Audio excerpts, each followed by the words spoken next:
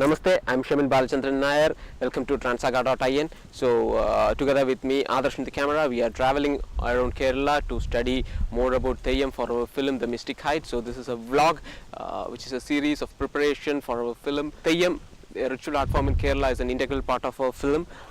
This is a village where the people are so passionate, so passionate about Theyyam, and Theyyam is integrally a part of their life. We are here staying with a family of 4 brothers who have dedicated all their life for Theyyam, who performs Theyyam all around the world. We are here with Sri Ramachandra Panikar. We will be interacting with him to research and dig out some aspects where we can connect Pottan Theyyam in our film. നമ്മുടെ സിനിമയെക്കുറിച്ചൊക്കെ ഇങ്ങനെ സംസാരിച്ചുകൊണ്ടിരിക്കുകയായിരുന്നല്ലോ. നമ്മൾ ഈ തെയ്യം എന്ന കലാരൂപത്തിൻ്റെ ഒരു പശ്ചാത്തലം ഏത് തലത്തിലാണ്? തെയ്യം എന്ന് പറഞ്ഞാൽ വളരെയധികം കാലങ്ങൾ മുമ്പ് തന്നെ മനുഷ്യന് ഒരു നന്മയ്ക്കായി കുടികൊണ്ട ഒരു ദൈവിക സങ്കല്പമാണ് തെയ്യം. അന്ന് ഡോക്ടർമാരും വൈദ്യന്മാരും ഇല്ലാത്ത കാലത്ത് തന്നെ ദൈവങ്ങളെ വിളിച്ചാണ് ഏവരും അതിനുള്ള പരിഹാരം കണ്ടെത്തിയിരുന്നത്. അപ്പോൾ ഈ ദൈവം, പൊട്ടൻ ദൈവം എന്ന് പറഞ്ഞാൽ എല്ലാ കാര്യത്തിലും വിളിച്ചാൽ വെളിപ്പുറത്താണ്. അങ്ങനെയുള്ള അനുഷ്ഠാനത്തിൽ കലാപരമായ പ്രസക്തിയും കലകളുണ്ട്. പക്ഷെ കലകൾക്ക് മേലെയാണ് ദൈവം കുടികൊള്ളുന്നത്. ഒരുപാട് കലകൾ, 64 കലകളും നിറഞ്ഞതാണ് ഒരു ദൈവികമായ സങ്കല്പം. ദൈവിക പരിവർത്തനമാണ് തെയ്യം എന്ന് നമ്മൾ യോജിച്ച് പറയുന്നത്. നമുക്ക് ശരിക്കും എൻ്റെ ഒരു റിസർച്ചിൻ്റെ ഒരു പശ്ചാത്തലം അത് തന്നെയാണ്. നമുക്ക് ഈ പറഞ്ഞ പോലെ ഒരു പരിവർത്തനം എന്ന് പറയുന്നത് നമ്മുടെ ഒരു നമ്മൾ ഇംഗ്ലീഷിലൊക്കെ പറയുന്ന ഒരു സബ് കോൺഷ്യസ് ആയിട്ടുള്ള ഒരു പരിവർത്തനം സംഭവിക്കുകയാണ്. നമ്മൾ മനുഷ്യൻ എന്ന തലത്തിൽ നിന്നും ദൈവത്തിലേക്ക് ഒരു പരിവർത്തന പ്രക്രിയയാണ് തെയ്യം എന്ന് പറയുന്നത്. അത് ഏത് ഘട്ടത്തിലാണ് ഇത് സംഭവിക്കുന്നത് ഈ തെയ്യത്തിൻ്റെ? അത് മനുഷ്യൻ ഒന്നേ ഉള്ളൂ.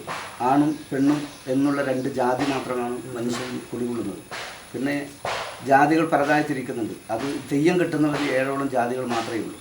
അതിൽ മലയൻ, വണ്ണാൻ, വേലൻ, പുലയൻ, കോപ്പാളൻ, അഞ്ഞൂറ്റാൻ, മുന്നൂറ്റാൻ ഇങ്ങനെയുള്ള 7ഓളം ജാതികളാണ് തെയ്യം കെട്ടി വരുന്നത്. അത് ഇന്ന് നിന്ന തെയ്യം ഇന്ന് നിന്ന ആൾക്കാർ കഴിച്ചു കൊള്ളണം എന്ന് വിധിയുണ്ട്. ഓരോ സമുദായത്തിനും അതിൻ്റെതായില്ല. ഇന്ന് നിന്ന തെയ്യം അവർ മാത്രമേ അത് കെട്ടിക്കൊള്ളൂ.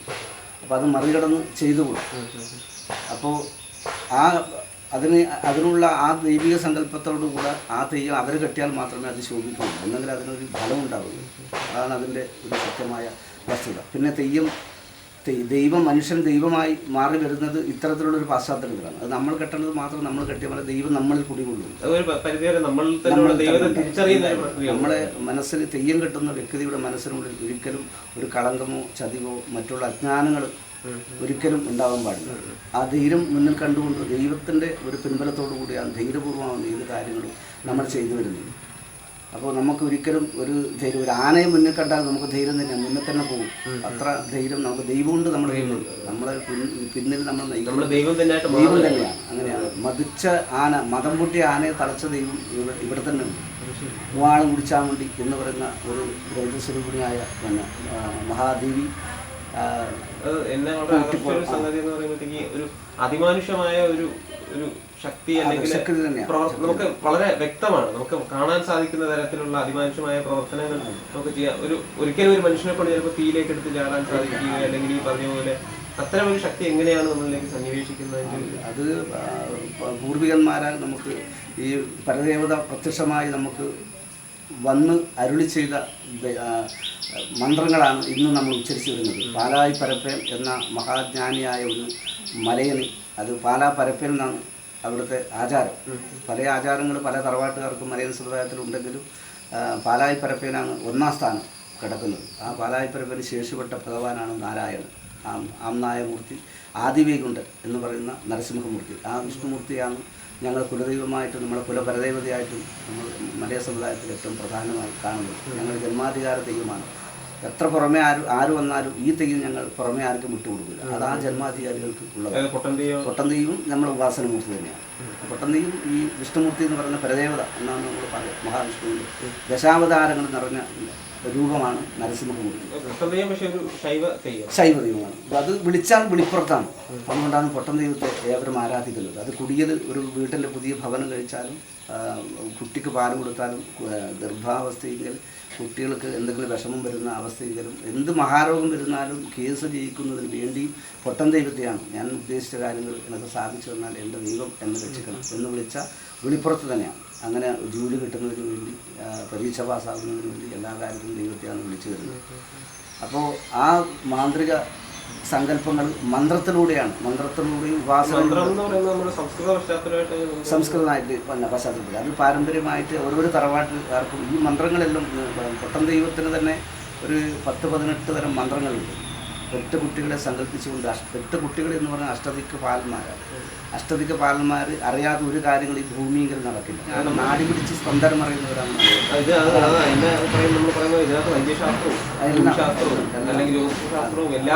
ക്രോഡീകരിച്ച ഒരു അറിവിന്റെ വളരെ ലളിതമായ ഭാവം സാധാരണക്കാരന് മനസ്സിലാവുന്ന രീതിയിലാണ് ഇത് തികച്ചും ഒരു മലയാളി അത് ഈ പെർഫോമൻസിലൂടെ നമ്മൾ സംവേദിക്കുകയല്ലേ. ഇത്തരം പരിശോധിക്കാതെ തന്നെ ഒരാളെ സ്പർശിക്കാതെ തന്നെ മുഖം നോക്കി മനം പറിച്ചെടുക്കുന്നവനാണ് മനയൻ. നിങ്ങളുടെ മനസ്സിലെ ഞങ്ങളൊന്നും പ്രതിഫലത്തിന് ഇച്ഛിച്ചിട്ട് വേണ്ടി ചെയ്യുന്നവരല്ല. നിങ്ങൾ തരുന്ന ആ മനസ്സിൻ്റെ സന്തോഷമാണ് ഞങ്ങളുടെ പ്രതിഫലം.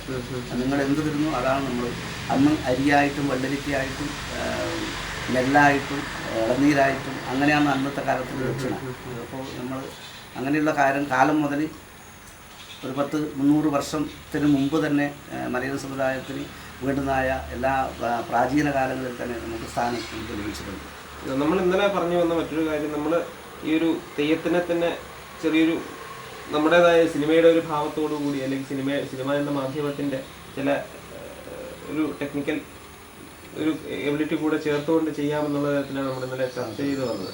അപ്പോൾ നമ്മൾ ആ പശ്ചാത്തലത്തിൽ നമ്മളിപ്പോൾ ഉദ്ദേശിക്കുന്നത് എങ്ങനെയാണെന്ന് വെച്ചാൽ ഈ പൊട്ടൻ്റെയും ചാമുണ്ടിയും കൂടെ പരവച്ചാമുണ്ടിയും ഒപ്പം ചേർത്തുകൊണ്ട് തെയ്യത്തിൻ്റെ പരമ്പരാഗതമായ മൂല്യങ്ങൾക്ക് ഒട്ടും ശോഷണം സംഭവിക്കാതെ എന്നാൽ സിനിമയുടെ കഴിവുകൾ ക്രോഡീകരിച്ചുകൊണ്ട് കാലങ്ങളിൽ ജനങ്ങൾക്ക് ഇതിനുള്ള കാര്യങ്ങൾ സത്യസന്ധത ഇതിൻ്റെ സത്യമായിട്ടുള്ള വസ്തുതകൾ അറിയാത്തവർക്ക് പറഞ്ഞു കൊടുക്കുന്ന ഇത്തരത്തിലുള്ള ഒരു മാധ്യമങ്ങളിൽ കൂടെ എല്ലാവർക്കും അറിയുന്നത് ഒരു നല്ല നമുക്കൊരു നമ്മുടെ ഇത്തരം ഞാൻ ഈ പറഞ്ഞതുപോലെ തന്നെ നമ്മൾ ഇന്ന് പുതിയ ശാസ്ത്രം പോലും എത്തിച്ചേരാത്ത പല മേഖലകളിലും നമ്മൾ വർഷങ്ങൾക്ക് മുമ്പ് പാരമ്പര്യമായ അറിവുകൾ എത്തിച്ചേർന്നിട്ടുണ്ട്.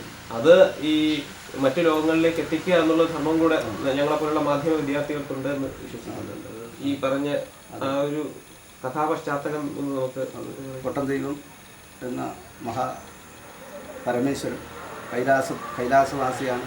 ത്രിമൂർത്തികളിൽ ഏറ്റവും വിഷ്ണുവും മഹേശ്വരനുമാണ് വിശേഷം. സൃഷ്ടികർത്താവും ബ്രഹ്മാവാണെങ്കിലും പരമശിവനും മഹാദേവനും മഹാവിഷ്ണുവും അറിയാത്ത ഒരു കാര്യങ്ങൾ ഭൂമിയിൽ ഉണ്ടാവില്ല. അപ്പോൾ ഭൂമിയിലന്ന് ജാതി വ്യവസ്ഥ കുടികുത്തി വാഴുന്ന കാലമാണ്. അപ്പോൾ ഇന്നും അതിന് കുറവൊന്നുമില്ല. ആചരിക്കുന്നത് മറ്റൊരു തലത്തിലാണ്. അതല്ല, അപ്പോൾ ആ സവർണ്ണ മേധാവിത്വം കുടികുത്തി വാഴുന്ന ഒരു കാലത്ത് താഴ്ന്ന ജാതിപ്പെട്ടവർക്ക് വഴി നടക്കാൻ പറ്റാത്തൊരവസ്ഥ വന്നുകൊണ്ട് മനുഷ്യന്മാർ തമ്മിൽ തല്ലുന്ന ഒരു കാഴ്ചയാണ് ഭഗവാന്മാർ കാണുന്നത്. ഇതിനൊരു അറുതി വരുത്തണം എന്ന് കരുതി ഭൂമിയിൽ ഏറ്റവും ശ്രേഷ്ഠതയാർന്ന മനുഷ്യനായ അദ്ദേഹത്തെ കണ്ടുപിടിച്ച് വേണം തുടങ്ങാൻ.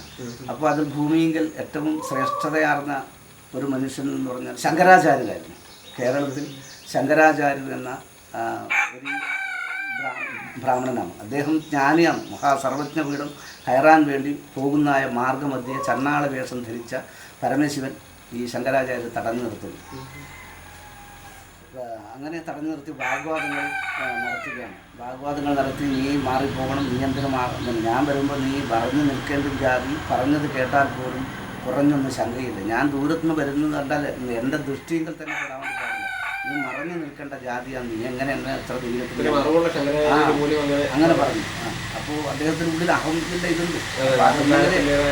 അപ്പോൾ അത് ആ അജ്ഞാനം നീങ്ങിയിട്ടില്ല. എന്നെങ്കിലേ സർവജ്ഞങ്ങളും കയറാൻ വേണ്ടി പോകും. ആ പോകുന്ന മാർഗമധ്യം തടഞ്ഞു നിൽക്കുന്നു.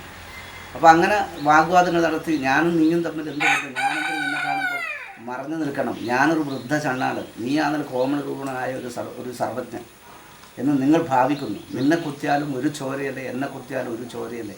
എൻ്റെ കുപ്പയിൽ നട്ട വാഴ പഴമാണ് നിൻ്റെ ദേവന് പൂജിക്കുന്നത്, എൻ്റെ കുപ്പയിൽ നട്ട തൃത്തയുടെ പൂവാണ് നിൻ്റെ ദേവന് അർച്ചിക്കുന്നത്. പിന്നെ നീയും ഞാനും തമ്മിൽ എന്ത് വ്യത്യാസം? അവസതി കാലം ഉടയോൻ്റെ മുമ്പിൽ ചെന്നാൽ, പരലോകത്ത് ചെന്നാൽ അവിടെ നമ്മൾ പോകുന്നത് എല്ലാവരും ഒരു ഭൂമിയിലേക്കാണ്, ഒരു മണ്ണിലേക്കാണ് നമ്മൾ പോകുന്നത്. അവസാനം ഉടയോൻ്റെ മുമ്പിൽ ചെന്നാൽ അവിടെ പോലും നമ്മൾ തമ്മിലൊരു ഭേദമില്ല.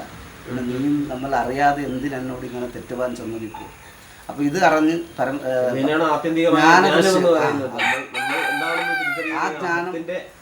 നിർമ്മാർജ്ജനമാണല്ലോ യഥാർത്ഥ ഒരു അഹംബോധം എന്ന് പറയുന്നത്. ആ ശങ്കരാചാര്യന്റെ മനസ്സിനെ തുറപ്പിച്ചു, അകക്കണ്ണ് തുറപ്പിച്ചു.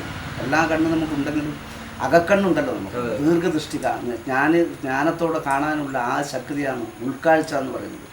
അത് അദ്ദേഹം അവിടെ ഇത് എൻ്റെ തന്നെ ഈ റിസർച്ചുമായിട്ട് പല മേഖലകളിൽ ഒന്നിച്ചു വരുന്ന ചില കാര്യങ്ങളുണ്ട്. നമ്മൾ ഉദ്ദേശിക്കുന്നത് ഈ ഇന്ദ്രിയങ്ങളിൽ തന്നെ നമുക്ക് ഗോചരമായ ഇന്ദ്രിയങ്ങളാണ്. നമ്മുടെ പഞ്ചേന്ദ്രിയങ്ങൾക്ക് ഗോചരമല്ലാത്ത പലതരം യാഥാർത്ഥ്യങ്ങളുമുണ്ട്. അത്തരം യാഥാർത്ഥ്യങ്ങൾ ഇത്തരം കലകൾക്ക് സംവദിക്കാൻ സാധിക്കുമെന്നുള്ള തലത്തിലാണ് ഇതിൻ്റെയൊക്കെ ഒരു പ്രസക്തി. നമ്മൾ കണ്ണുകൊണ്ട് കാണുന്നതിനും കേൾക്കുന്നതിനും അപ്പുറമുള്ള സത്യത്തെ തേടിയെത്തുക എന്ന് പറയുന്ന ഒരു തലത്തിലോട്ട് ഇത്തരം കലകളുണ്ട്. ഇത്തരം ജ്ഞാനങ്ങൾ നമുക്ക് നമ്മുടെ പഞ്ചേന്ദ്രിയങ്ങൾക്ക് ഗോചരമല്ല എന്നുള്ളതല്ല. ജനങ്ങൾക്ക് നന്മയായിട്ടുള്ള കാര്യം നമ്മൾ ചെയ്യണം. ഓരോരോ മനുഷ്യനും ഓരോരോ ഗുണങ്ങളുണ്ട്. ആ ഗുണങ്ങളാണ് നമ്മൾ പുറത്തെടുത്തിട്ട് നമ്മളെ കഴിയുന്നത് ജനങ്ങൾക്ക് നമുക്ക് അർപ്പിക്കും. ഒരു 3 തെയ്യങ്ങൾ ഇതിനകത്ത് തന്നെ വരുന്നുണ്ട്. അത് ഒന്ന് പുലച്ചാമുണ്ടി, പുലമാരുതൻ, പുലപ്പൊട്ടൻ. പുലമാരുതൻ എന്ന് പറഞ്ഞാൽ നന്ദികേശ്വരനാണ്, പരമശിവൻ്റെ മന്ത്രിയാണ്. അദ്ദേഹം അറിയാത്ത ഒരു കാര്യങ്ങളും ആ കൈലാസത്തിൽ നടക്കില്ല. അങ്ങനെയാണ് പുലമാരുതൻ്റെ കാര്യങ്ങൾ. അത് പുലമാരുതൻ എന്ന് പറഞ്ഞാൽ നന്ദികേശ്വരൻ, പുലപ്പൊട്ടൻ മഹാദേവ്, ശ്രീ പരമേശ്വരനാണ് പുലപ്പൊട്ടനായിട്ട് വരുന്നത്. പാർവതി ദേവിയാണ് പുലച്ചാമുണ്ടിയായിട്ട് വരുന്നത്. അങ്ങനെ ഇവർ 3 പേരും വന്നാണ് മാർഗം. ഒരു തെയ്യം ഒരാൾ തന്നെയാണ് ഈ 3 വേഷങ്ങളും ധരിക്കുന്നത്. അങ്ങനെയാണ്. ഇതിൽ ശങ്കരാചാര്യ തെയ്യത്തിൽ വരുന്നില്ല. ഇല്ല, തെയ്യത്തിൽ വരുന്നില്ല.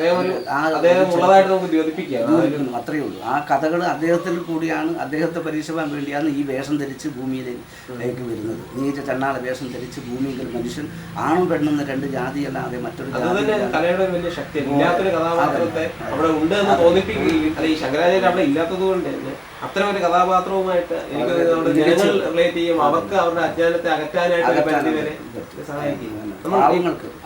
പാവങ്ങൾക്ക് അടിമയാണ് ദൈവം.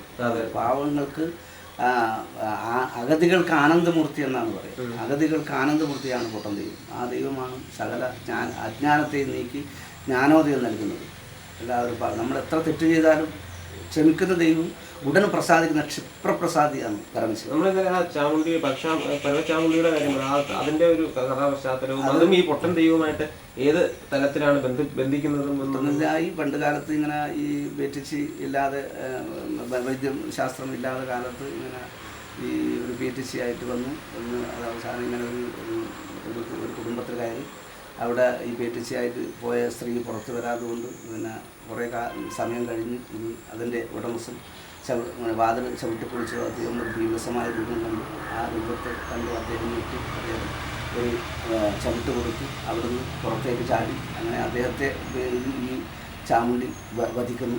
അങ്ങനെ അവരെ കൊല്ലുവാൻ വേണ്ടി ഒരുപാട് ആൾക്കാർ ഒന്നിച്ചു കൂടുന്ന ആ സ്ഥലത്ത് വലിയൊരു കല്ലുരുട്ടി കൊല്ലാൻ വേണ്ടി പോകുന്ന സമയത്ത് പൊട്ടൻ ദൈവം തടുത്തു നിർത്തി.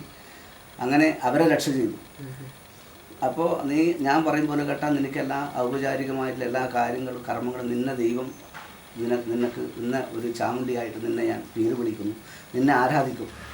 അങ്ങനെ അവിടുന്ന് പരമശിവൻ ഈ ചണ്ണാള വേഷം ധരിച്ച ഈ രൂപത്തെ പിന്നെ ഈ അജ്ഞാനങ്ങളാകുന്ന ഈ ലോകത്തിലുള്ള അന്ധകാരത്തെ നീക്കുന്നതിന് വേണ്ടിയാണ് ഈ നീച വേഷത്തിൽ ഈ മനുഷ്യർക്കുള്ള വിഷമങ്ങളെയും മനുഷ്യർക്ക് അന്ധകാരമാകുന്ന മനസ്സിനുള്ളതായ ഈ എന്നാ പറയുക ശരീരത്തിലുള്ളതായ ഇത് കളയുന്നതിന് വേണ്ടിയാണ് ഈ അഗ്നിങ്കൽ സ്ഫുടം ചെയ്യുന്നത്. അങ്ങനെയാണ് അഗ്നി ലോകത്തിലുള്ള ദൂരീകരണത്തിൽ ലോകത്തെ നന്നാക്കിയെടുക്കുന്നതിന് വേണ്ടി ലോകത്തിലുള്ള എല്ലാ വിഷമങ്ങളും തീർക്കുന്നതിന് വേണ്ടിയാണ് അഗ്നി. പുതിയ കലകളിൽ മെറ്റഫർ എന്നൊക്കെ പറയുന്ന ഒരു തരത്തിലുള്ള അഗ്നി എന്ന് പറയുന്നത് അഗ്നിക്കൊരിക്കലും അശുദ്ധിയില്ലല്ലോ. വെള്ളം നമ്മൾ ശുദ്ധീകരിച്ച് കഴിയുമ്പോഴത്തേക്കും വെള്ളം അശുദ്ധിയാകും. അതുപോലെ പഞ്ചഭൂതത്തിൽ അഗ്നിയുടെ ഏറ്റവും പൃഥ്വി, അപ്പ്, വായു, അഗ്നി, ആകാശം, അങ്ങനെയാണ് പഞ്ചഭൂതം. അങ്ങനെ കണ്ണ്, മൂക്ക്, അഗ്നിക്കൊരിക്കലും അശുദ്ധി ഇല്ല. ഇല്ല, ഒരിക്കലില്ല. അഗ്നി പോയാൽ പിന്നെ എല്ലാം ശുദ്ധമാണ് എൻ്റെ കാര്യം. അഗ്നി തൊട്ടിട്ടല്ലേ ഏത് കാര്യങ്ങളും. എന്ത് കർമ്മം ചെയ്യുന്നുണ്ടെങ്കിലും ശുഭമായി വരണമെങ്കിൽ ആദ്യം വിളക്ക് കത്തിച്ചാലേ, ദീപം കത്തിച്ചാലേ അതിന് ശ്രേയസ്. അപ്പം നമുക്ക് എനിക്ക് തോന്നുന്നത് ഈ ഘട്ടത്തിൽ ഇത് അവസാനിപ്പിക്കാം. finish this blog in this stage because we have almost discussed the story which we are discussing in the film. And thanks for watching. Do follow our blog. Thank you.